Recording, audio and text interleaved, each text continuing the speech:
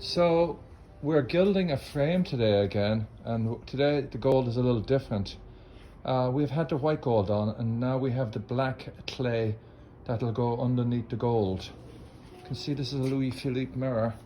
It's a French late 18, middle part of the 8 to the middle part of the 19th century. And there's a lot of repairs to this mirror.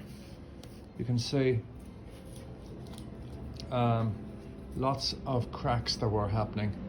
Even the edge of this frame was all busted. So we are about to actually start laying the gold on here. And if I can just give you a little close up here on what's going on. This is called water gilding. So we're laying the gold on. And the gold is like that. Let me, for one sec, go on the other side of the camera here. Beata's helping me today. So here we go. More of a beautiful. Look how that lays down.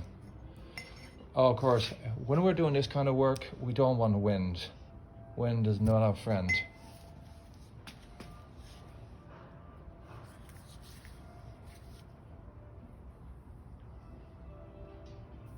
Fantastic.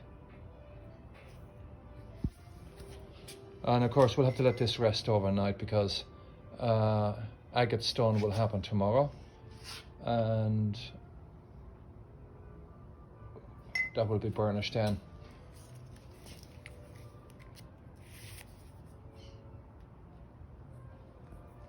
Beautiful, Beata.